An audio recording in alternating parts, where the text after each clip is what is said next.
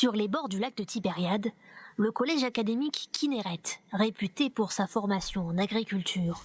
Aujourd'hui, c'est dans la plantation de bananiers voisine du kibboutz Gania que nous retrouvons ces étudiants venus du Rwanda. Arrivés la semaine dernière, ils apprennent les techniques agricoles modernes. J'ai étudié la production agricole à l'université. Après cela, j'ai travaillé dans la ferme de ma famille. Ici, l'agriculture est très avancée. C'est une bonne expérience, ce qu'on vit ici. Quand nous repartirons, nous pourrons mettre en pratique ces techniques, les répliquer au Rwanda.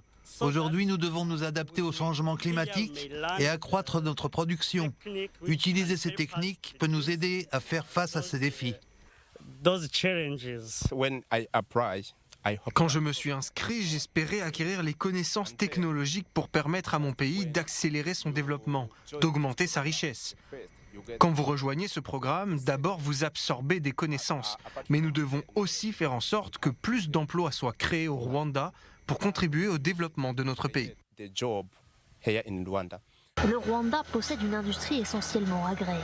Ce seront ces étudiants qui seront les acteurs de sa transition, de la tradition à la modernité. Leur formation en Israël durera 11 mois, assez pour développer une expertise, que ce soit dans la culture de fruits et légumes ou l'élevage. J'ai été surprise en découvrant ces technologies utilisées pour l'élevage, particulièrement de vaches. Au Rwanda, nous faisons la traite à la main. Ici, on n'utilise que des machines pour faire la traite. C'est difficile au début, mais maintenant je le fais facilement, sans problème. Quand je rentrerai, je serai une femme d'affaires. Je pense essayer quelque chose de nouveau, comme l'élevage de poules. C'est quelque chose que j'aime. L'élevage bovin, c'est assez cher. C'est déjà la 6e année que ce programme est proposé aux étudiants du Rwanda. Au départ, ils étaient 50 par promotion. Ils sont cette année 150 triés sur le volet, puis répartis par spécialité agricole. L'an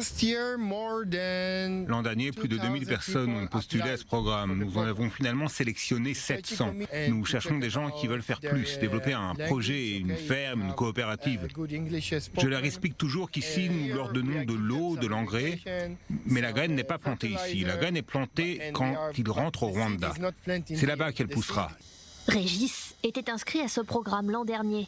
Lui a tenu à rester un peu plus. Il est aujourd'hui chef d'équipe, tuteur pour ses camarades fraîchement arrivés qui n'ont pas encore tous les outils pour que leurs efforts portent leurs fruits. Et je suis envie aussi d'aider mes frères, mes nouveaux frères, de donner des conseils. Vraiment, j'étais aveugle. On dirait que j'étais aveugle, mais maintenant, je commence à regarder bien. Annie Samer Babirlal. À leur retour au Rwanda, les anciens étudiants forment d'autres agriculteurs, une manière de passer le flambeau.